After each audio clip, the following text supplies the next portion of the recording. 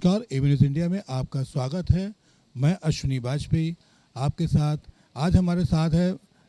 नवनिर्वाचित विधायक अविनाश सिंह चौहान। अविनाश सिंह चौहान जी, बहुत बहुत हार्दिक शुभकामनाएं। आपको भी बहुत बहुत बधाई, शुभकामनाएं। अविनाश जी, ये बताइए, इस जीत को आप किस रूप में देख रहे हैं? क्योंकि कहीं ना कहीं आपने एक जैसे कुश्ती में कहा जाता है, धोबी पाठा कहा जाता है दांव, कि विरोधी को चारों खाने चित्त कर दिया आपने। किस रूप में देख रहे हैं अपनी जीत को? देखिए, यह जीत वास्तविक मायने में आदरणीय नरेंद्र मोदी जी और योगी जी के नेतृत्व की जीत है। और आज़ादी के लगभग 70 वर्षों बाद पहली बार ऐसी देश और प्रदेश में सरकारें हैं जिन्होंने वास्तविक मायने में गांव, गरीब, किसान और मजदूर के लिए काम करना शुरू किया है। इससे पहले देश में केवल गरीबी हटाओ के नारे दे करके और खोखली बातें होती रही हैं। निश्चित तौर पर 2014 के बाद पूरे देश में एक विश्वास की बहाली हुई है कि जिस तरीके से आदरणीय मोदी जी के नेतृत्व में एक राजनीतिक क्षेत्र में अमूलचूल परिवर्तन हुआ है। गांव, गरीब, किसान, मजदूर को विकास की मुख्य धारा के साथ साथ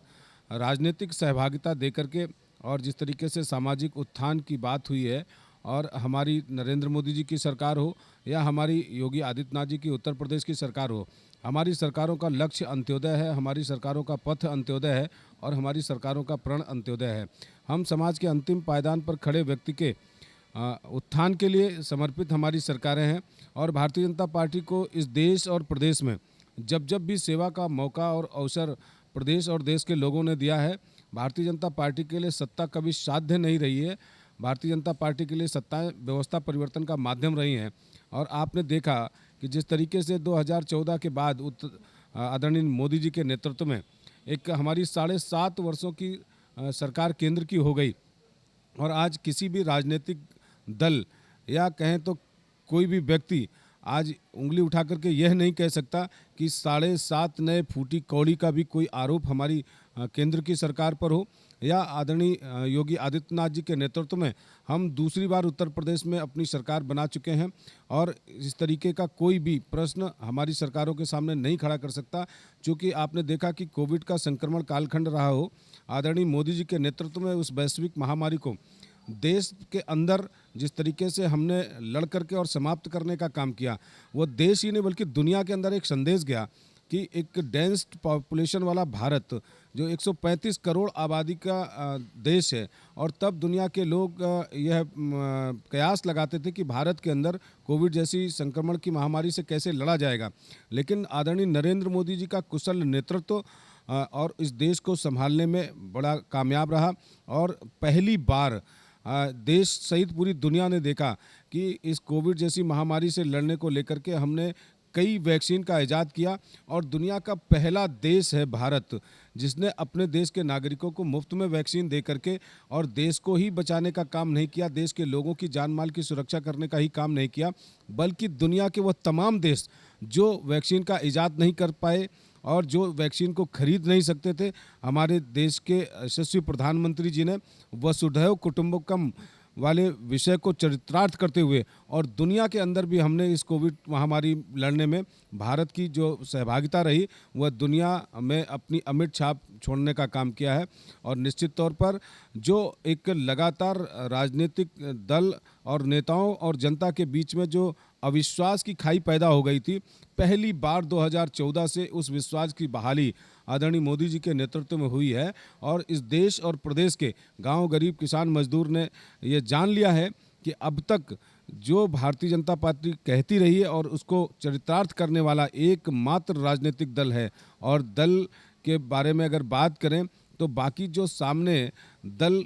को लेकर के बातें होती हैं, मुझे लगता है कि कोई पार्टियां नहीं बल्कि प्राइवेट लिमिटेड कंपनियां हैं जो अपने प्रोडक्ट को बाज़ार में कैसे उतारा जाए इस बात को लेकर के दिन रात काम करती हैं, क्योंकि उनके परिवारों के ही लोग उन राजनीतिक पार्टियों के उत्तराधिकारी हैं, तो इसलिए उनको पार्टी कहना तो मुझे नहीं लगता कि उचित होगा। और ये सब प्राइवेट लिमिटेड कंपनियां हैं। आप देखिए कि वह कांग्रेस पार्टी, जिस कांग्रेस पार्टी को गांधी के नाम को आगे करके चलाने करके और एक भ्रम पैदा किया गया पूरे देश के अंदर, लेकिन आपने देखा कि जवाहर से शुरू हुई पार्टी और राहुल पर आकर के केंद्रित हो गई। इसी तरीके से समाजवादी पार्टी जो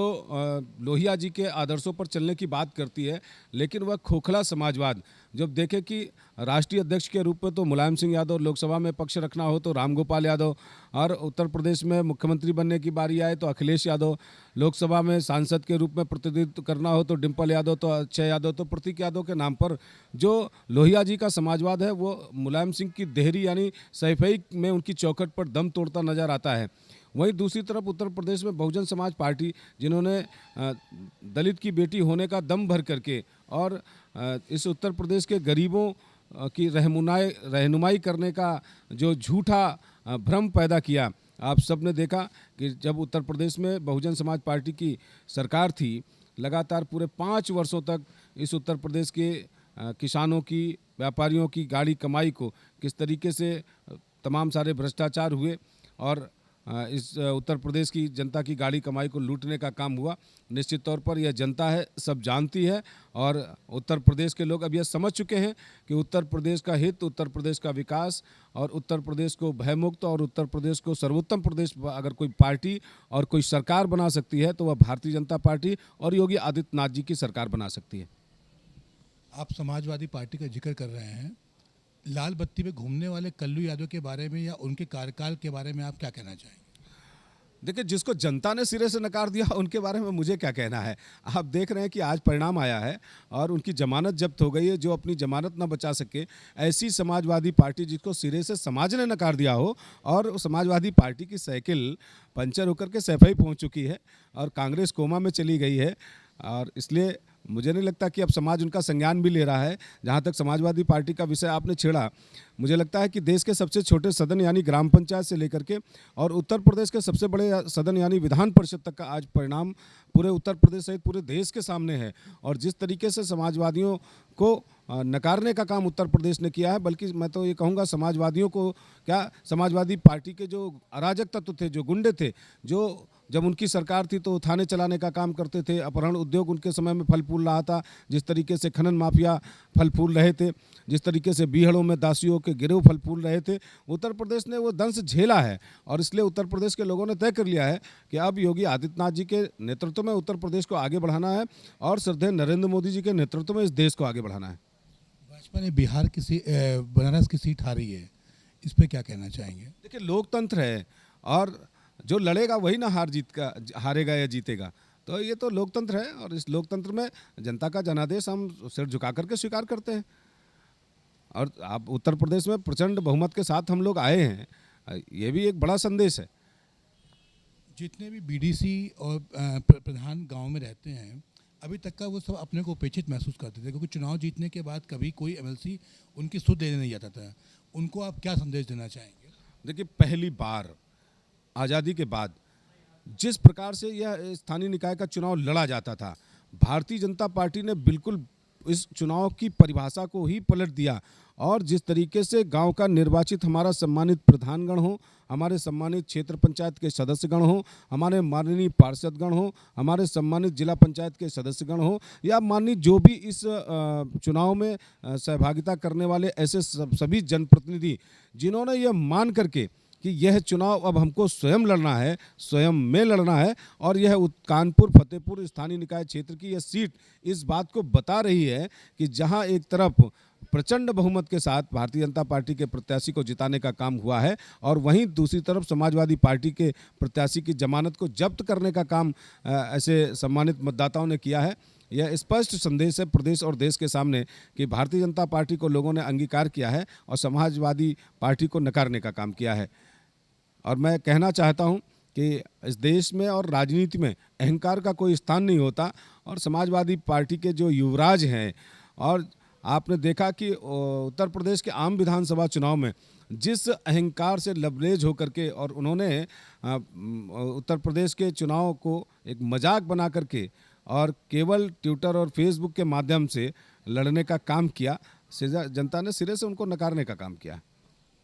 समाजवादी पार्टी के राष्ट्रीय अध्यक्ष अखिलेश जी चुनाव के पहले कह रहे थे, योगी जी के लिए कह रहे थे कि जाना तो गुल्लू के लिए बिस्कुट लेके जाना, लेकिन हो गया उल्टा, उनका आत्मविश्वास बेकार हो गया।